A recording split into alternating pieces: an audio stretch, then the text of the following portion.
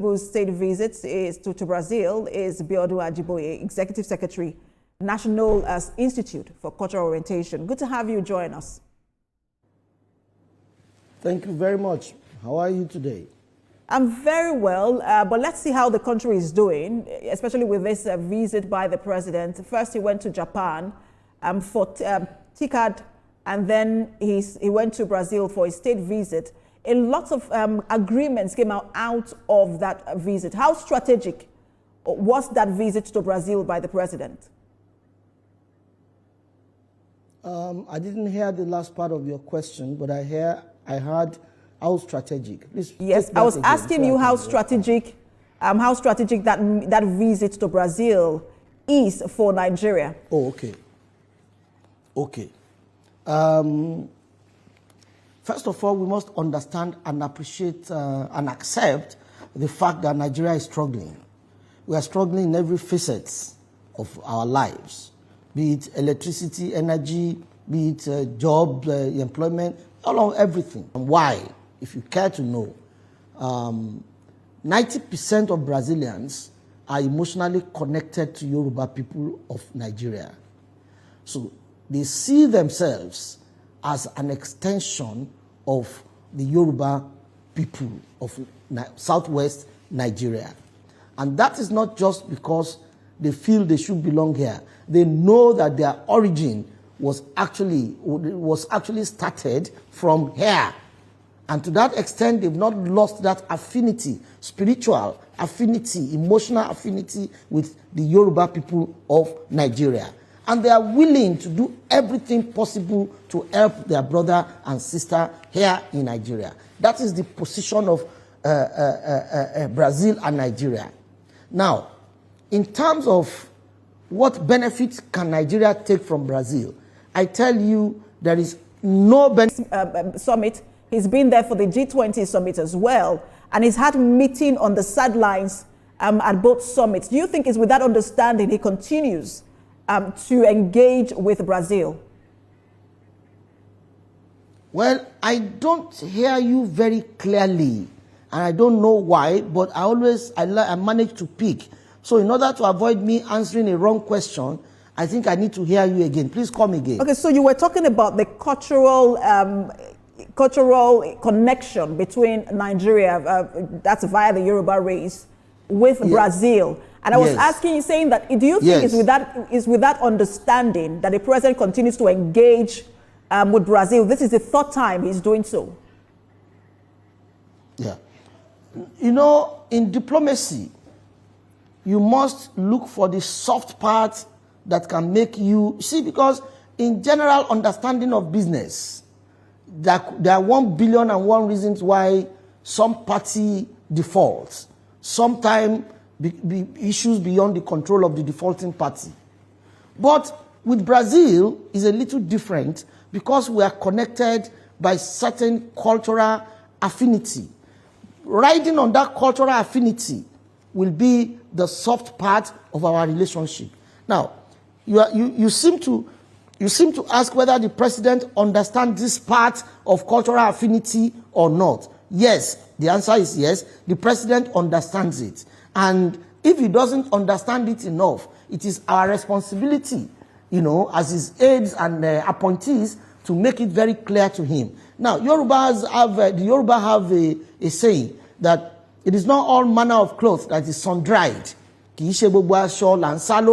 Therefore, there are things that we will need to discuss with the president one-on-one to help his understanding of certain other things that will help the general relationship that we are trying to build. But in our own case, the Orisha is a faith that has gathered close to 500 million followers across the world. Now, interestingly, the Orisha originated from here. How do we then take advantage? How do we then take advantage of these blessings of Olodumare to our economic benefit? That is what is left for us, and that is what we are doing at the National Institute for Cultural Orientation, Federal Ministry of Culture, Arts, Culture, Tourism, and Creative Economy. We are taking advantage of the opportunity we have seen, then we created the World Orisha Congress. The World Orisha Congress aims at bringing all Orisha devotees from every part of the world to have some time in Nigeria, the cradle of their faith, the cradle of their social civilization, and say, okay, we are here, and this is the way we want it to go. So it behoves on us as a nation to have a good package that can accommodate the tourists, the religious and cultural tourists. So therefore, what do we need to do? Bring into the country. I will get back to that in just a moment. Bring into the country. I will get back to that in just a moment. But I want to talk about perhaps what people will say is one of the biggest gain from this trip, which is the fact that Airpeace has now gotten the right to fly from Lagos to Sao Paulo. What does that mean for the aviation sector? It means everything. Now that we've opened bilateral relations with Brazil, the influx to Brazil will now be a lot more, to the extent that, the Yoruba people have always gone to Brazil. The people involved in the cultural religion of Yoruba, Orisha, they've always gone to Brazil. But the route is very, very stressful. You go to either Qatar or Ethiopia, then you need to understand very effectively that the tourism, the cultural tourism opportunity in Brazil is ad infinitum. If we are capable as a country to say it is $50 billion we want to benefit, it is okay. The reason why I'm saying that is that for you to take 1 million visitors as tourists, you need to have a lot of infrastructure.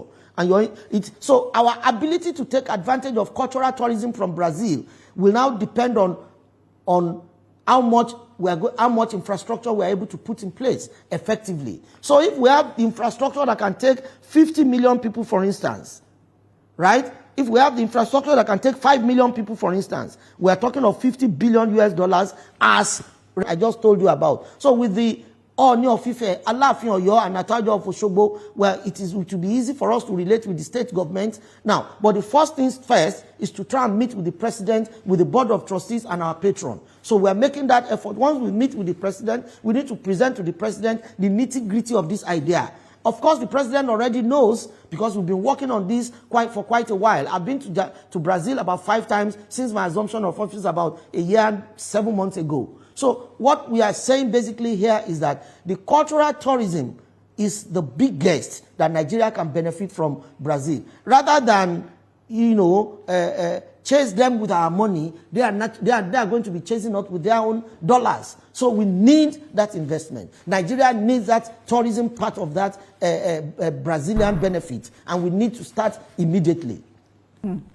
And interesting how you broke it down in terms of naira and kobo. What it amounts to? You say you used the dollar equivalent of it, but what it amounts to if Nigeria went to invest in cultural tourism exchange with Brazil. But I also wanted to look because again you've mentioned tourism. We've talked about the aviation sector, which is also tied to tourism if that were to happen.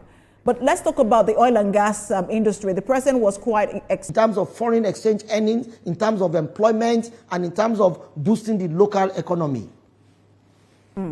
And the president also called for Brazilian companies to come to Nigeria and invest, probably even set up here. But some people are saying, look, we need to be injecting more life into our local manufacturing sector here, and ensuring that we have the right infrastructure. You have also mentioned infrastructure, that our manufacturing sector should thrive before we even think of, the behemoths from other countries coming here.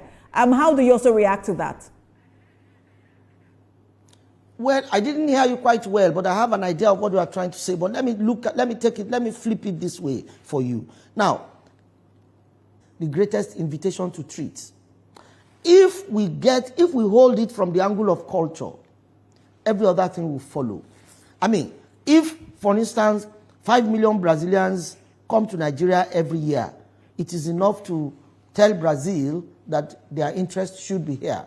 It's in Nigeria. So Mr. Jiboye, I hear you, but my question was really around analysts who say whilst the president is engaging with foreign companies to come to Nigeria and invest, they are saying, look, let's inject money, resources, and life into the manufacturing sector here and ensure that they are profitable and productive before we begin to invite behemoths from other countries into Nigeria. And I was trying to get a reaction to that. Okay, I get you now. Well, investment doesn't work like that most of the time. When you have a monopoly, not exactly monopoly, when you have something that interests investors and you appear not to have the right environment to drive it, if the investment is juicy, the investor will find a way of operating within the limit of your possibilities. Now, that is not supposed to say that we do not need to improve. It now behoves on us as Nigeria to ensure that we provide a level playing field and a good environment for those investments to thrive. Okay, so it wasn't really my opinion. I was just, just restating what some analysts have said about the manufacturing sector here. But it appears you didn't get that part, so we'll just move on. Again, when you talk about agriculture, one of the first few countries that will come to your mind is Brazil, because of how well they have done. And that was also one of the sectors on the table, in terms of discussion in Brazil.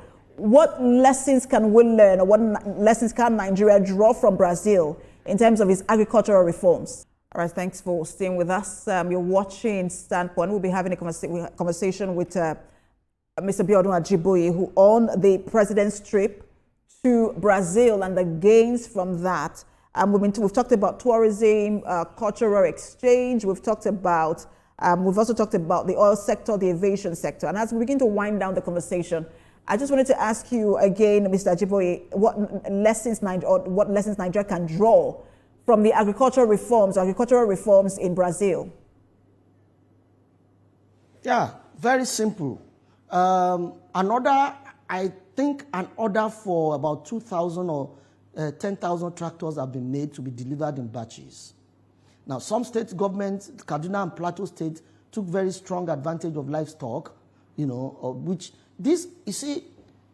Brazil is gone very far in the area of agriculture, and food packaging is of the first world standard. The benefit to take from Brazil is, like I said to you, is ad infinitum. Even in the area of export, look at simple things like bitter cola, alligator pepper is an industry, or is an export sector of about $15 million monthly. So, and all of these are specific to us. So we need to reorganize our economic sector very well to be able to service, Nigeria and Brazil, bilateral relations, economic bilateral relations. And for those who have been watching the president make all of these trips, whether it's to Brazil or to Japan or to France, and are wondering, look, have we even started to see the gains at all?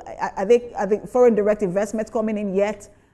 Where are we in terms of the gains and the implementation of the MOUs we have signed with? Not but perform, Thank you so much for your time. We'll be following through with all of these agreements and how it is playing out, especially how it trickles down to Nigerians. The Executive Secretary, National Institute for Cultural Orientation, Otumba BrazilRelations Ajiboye. A pleasure having you on. Thank you very much. I appreciate your time. All right, you're watching Standpoint. We will take a break now, and when we return, we'll turn our attention to the political situation in Benue State. Stay with us.